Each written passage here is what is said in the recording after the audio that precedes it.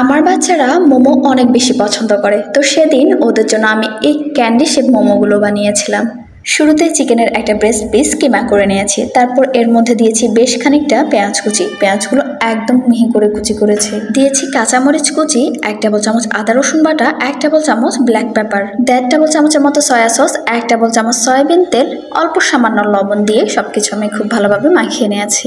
যেহেতু সয়া সসের সাথে লবণ এমনিতেই দেওয়া থাকে, তাই লবণটা অবশ্যই বুঝে শুনে দিতে হবে। এরপর মোমো ডো বানানোর জন্য এখানে আমি 1 কাপ পরিমাণ আটা নিয়েছি, অল্প সামান্য লবণ ব্যবহার করেছি এবং একটু কালার আনার জন্য এখানে আমি 1 টেবিল চামচ বিটরুট পাউডার ব্যবহার করেছি। তবে কালার করা ব্যাপারটা টোটালি অপশনাল, আপনারা চাইলে এখানে কোনো ফুড কালার ইউজ করতে পারেন কিংবা এটা স্কিপও করতে পারেন। দিয়েছি 2 টেবিল চামচ সয়াবিন তেল, সবকিছু খুব ভালোভাবে মাখিয়ে নিয়েছি।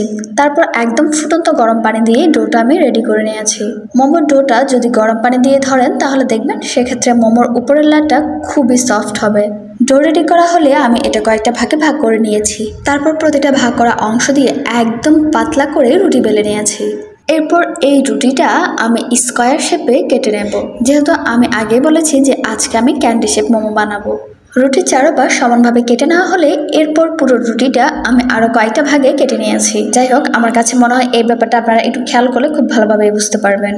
অর্থাৎ প্রথমে রুটির চারকোনা সমানভাবে কেটে নিয়ে তারপর এটা লম্বালম্বি করে কেটে নিয়েছি।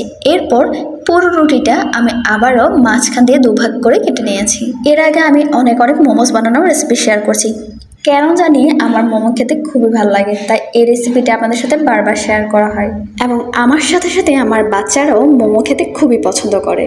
যাই হোক, রুটিটা এভাবে কেটে নেওয়া হয়ে গেলে তারপর কেটে নেওয়া একটা পিসেসের মধ্যে আমি একটু লম্বা করে চিকেন কিমাটা দিয়ে দিয়েছি। এরপর এক পাশ থেকে ধরে মুখটা চেপে খুব ভালোভাবে বন্ধ করে দিতে হবে। তারপর ক্যান্ডি শেপ দেওয়ার জন্য পাশের সাইডগুলো আমি একটু আলতোভাবে ধরে একটা কুচি কুচি করে ভাঁজ করে নিয়েছি এবং হালকাভাবে চেপে দিয়েছি যাতে এই কুচিটা খুলে না যায়। ঠিক একইভাবে এভাবে অপর মাথাটাও আমি করে নিয়েছি।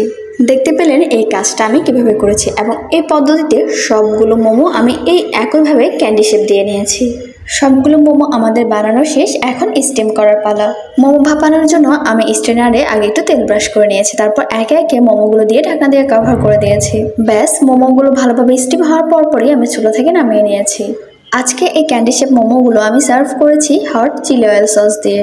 আমাদের মোমোগুলো ভালোভাবে স্টিম হয়ে গিয়েছে, এখন সার্ভ করা পালা। এবং এই মোমোসগুলো পেয়ে আমার বাচ্চারা অনেক বেশি খুশি হয়েছিল।